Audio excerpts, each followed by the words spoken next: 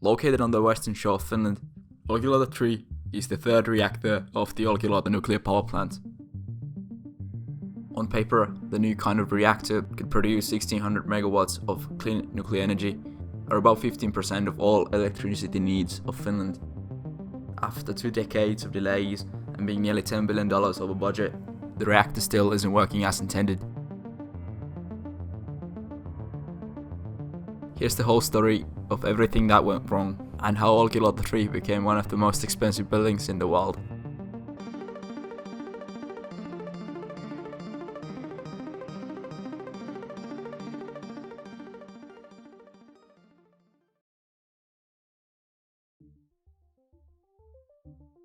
With the 1986's Chernobyl disaster in the USSR still in everyone's minds, nuclear energy had become increasingly more unpopular. Still, with the rising cost of electricity and consumption, as well as concerns about global warming, some new solution was deemed necessary. Unlike many of its neighbors, like Norway, Finland already utilized all of its hydropower. The location in the north also meant that wind and solar were not feasible to the right scale. Consortium of Finnish power and industrial companies joined forces to build a new power plant. After receiving 6 proposals for a new nuclear reactor, the joint venture between French company Areva and German Siemens was chosen. But there hadn't been a nuclear reactor built in the Western countries in the last 15 years, and the goals for the project were truly ambitious. After the events of 9/11, some new precautions were also needed. The outer shell was designed in a way that it could withstand a direct impact by a large airliner or even a fighter jet. With the construction finally starting in 2005, the detailed plans for the plant were still unfinished. Still, the work on the site continued, and the first problems started to emerge. Without proper management or instructions, deviations in the quality of the concrete and welding were found, and the workers working on the site were starting to get frustrated.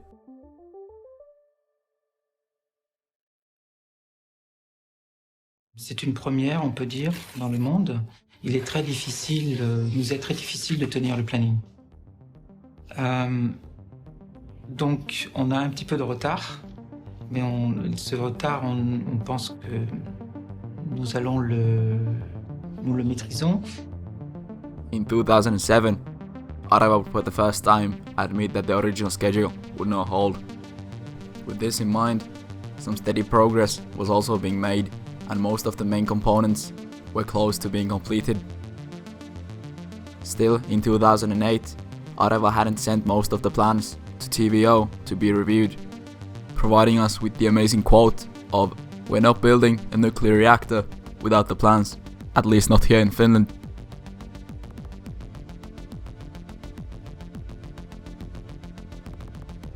In 2009, the building site would finally reach its peak at over 4,500 workers. In the same year, the project would face its largest challenge yet, when the Finnish radiation safety officials questioned the safety of the reactor's automation system. These concerns would ultimately result in the total redesign of the set systems and be the longest cause for delay for the project. As a result, Siemens withdraws from the project, making Areva the sole constructor. By 2011, Areva was in deep financial troubles. Both Olkiluoto 3 and the identical French reactor were years behind schedule and causing losses in the billions. The company had also bought a uranium mine for 2.5 billion euros that turned out to be worthless. In the following years, the progress on the site was extremely slow, and TVO would sue Areva for 2.3 billion euros. Areva wouldn't go without the fight, however, and they would sue back for even a bigger amount, blaming the delays on Finnish bureaucracy and safety regulations. Later, in 2016, the company was split in pieces, with the French government-owned EDF taking control of the reactor business. through a new subsidiary, the liabilities related to the Olkiluoto project would be eaten up by the French government. EDF would ultimately also settle the lawsuits between the two companies, agreeing to pay 800 million euros for the delays. With the project being on the works for 14 years, some of the parts were already getting so old that they had to be replaced, once again causing further delays. By 2021, the reactor was started for the first time, with TVO gradually increasing the output from 5%. Everything seemed to be going smoothly, at least for a while. By September of 2022, the reactor had finally reached its maximum output of 1600 megawatts. This would only last for a few weeks, however, as cracks in all of the water feeding pumps of the reactor were found, and once again the production was halted. Meanwhile in China, with looser nuclear safety regulations and the lessons learned from Finland and France, the Chinese reactors were the first operational EPRs.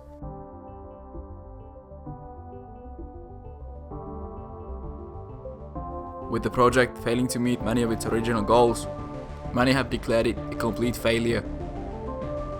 And yes, if you count for the electricity lost in the years that the reactor wasn't running, it brings the total to a staggering 30 billion euros.